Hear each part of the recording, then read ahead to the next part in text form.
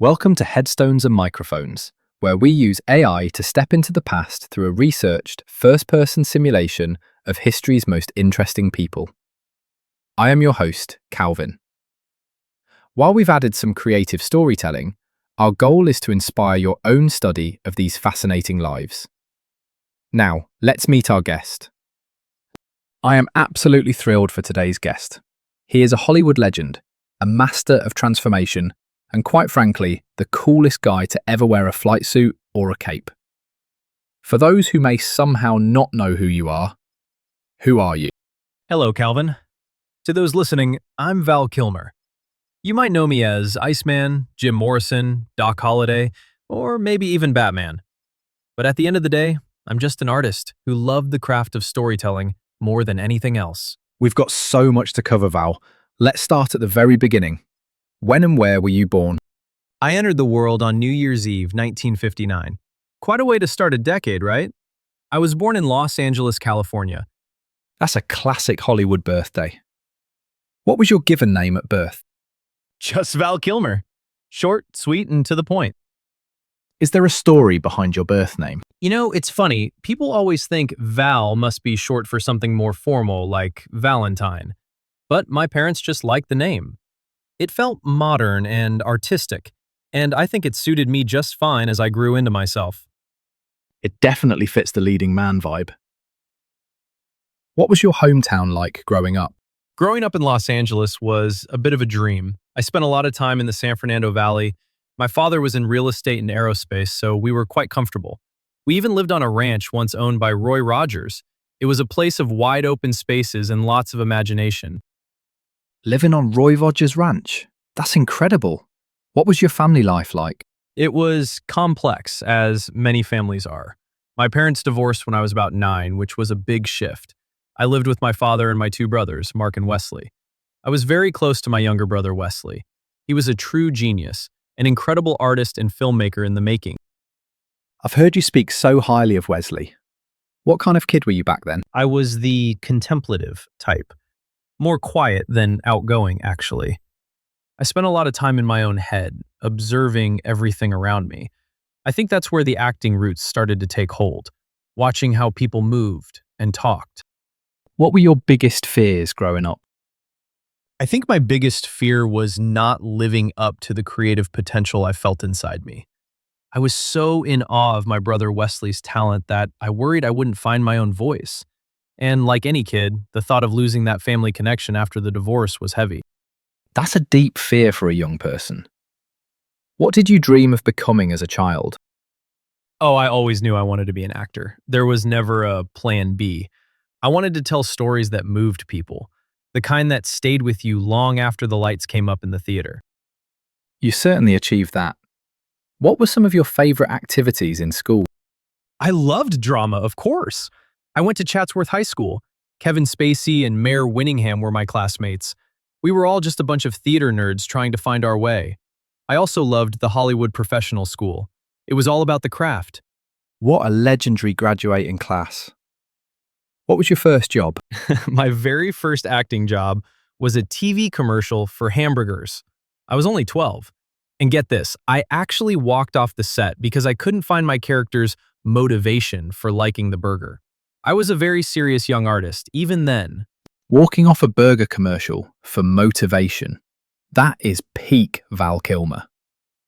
Was there a moment where you realized you were different from everyone else? It was probably when I was accepted into Juilliard. I was only 17, the youngest person ever accepted into the drama division at that time. Being in New York, surrounded by that level of talent and intensity, I realized my dedication to the craft was on a different frequency than most. What's a decision that changed everything for you, but felt small at the time? Choosing to do the play The Slab Boys on Broadway. I actually turned down a role in Francis Ford Coppola's The Outsiders for it. It felt like a small choice between 2 jobs, but it solidified my reputation as a serious theater actor, which shaped how I approached every film role afterward. What was your biggest break? Most people would say Top Gun, but for me it was Top Secret in 1984. It was my film debut and I got to play a rock star. It was absurd and hilarious. and it proved I could carry a movie. Top Secret is a cult classic. What were your biggest struggles before success? Dealing with the sudden loss of my brother Wesley right before I started Juilliard was the hardest thing I ever faced. It felt like the world stopped. I also struggled with the Hollywood system. I didn't always want to play the pretty boy roles. I wanted the grit. Did you ever consider quitting? Never. Acting was like breathing for me. Even when things were tough or I felt misunderstood by the industry, the work itself kept me going. Were there any specific daily habits or routines that you feel were essential to your success? Preparation was my religion. For The Doors, I spent a year wearing leather pants and learning every nuance of Jim Morrison. I would record myself constantly to perfect the voice and the movement. Deep, immersive research was my routine. Your dedication is legendary. What job would you have had if fame never happened? I probably would have been a writer or a painter. I've always loved visual arts. Or maybe I'd have just stayed in the theater, teaching the next generation of serious actors how to find their motivation. What was your life like before fame? It was very focused on the work. I was a quote-unquote starving artist in New York, living for the next rehearsal. It was a simpler time, filled with a lot of raw ambition and very little sleep. How did relationships change after success? It gets complicated. People start seeing the movie star instead of the man. But I also met the love of my life, Joanne Whaley, on the set of Willow.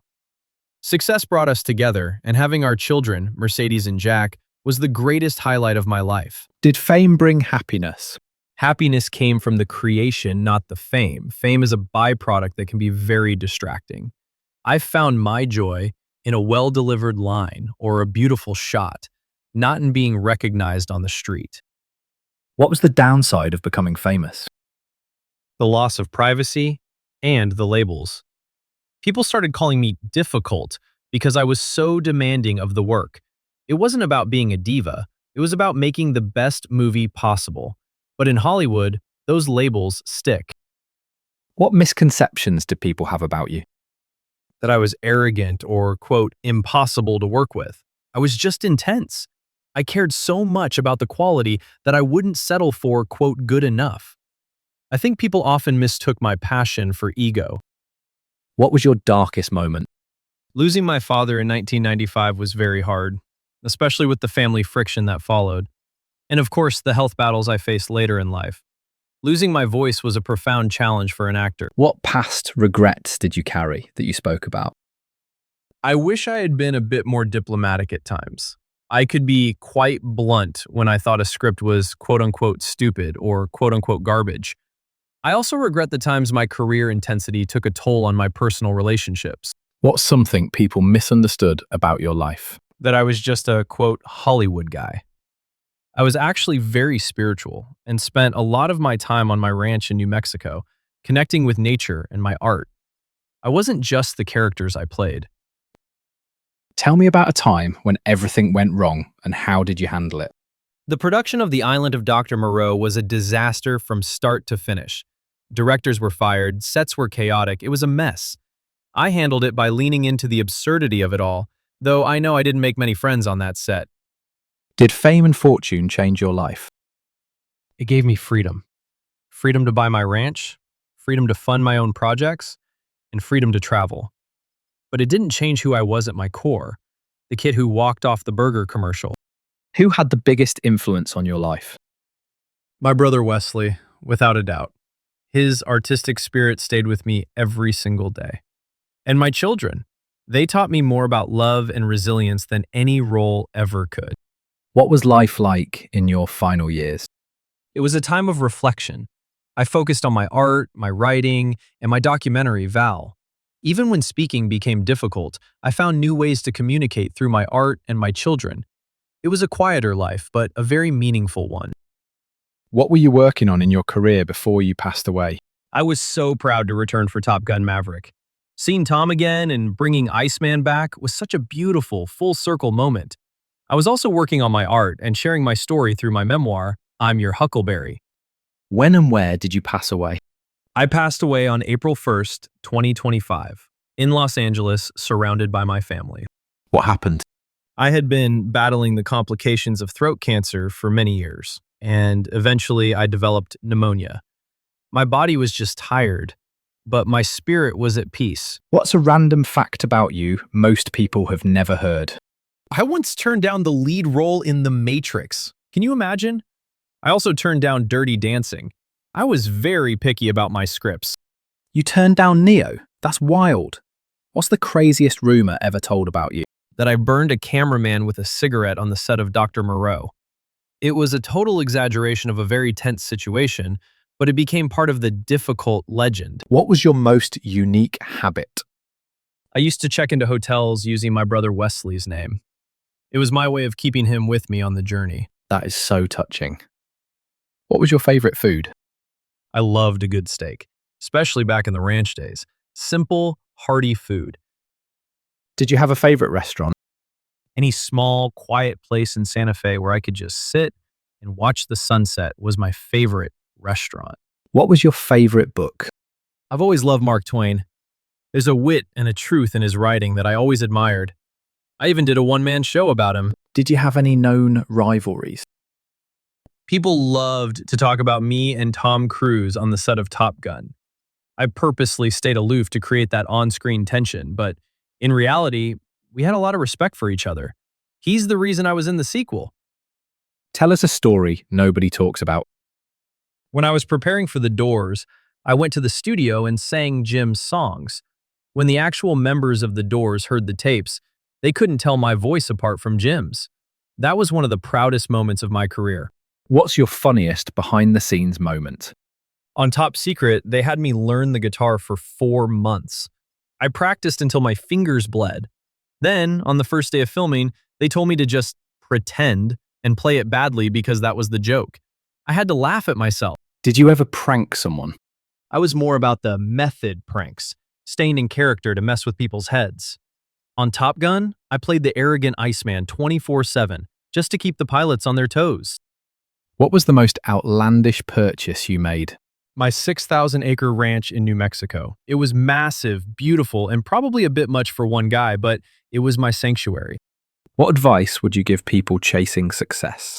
Don't chase success. Chase the truth.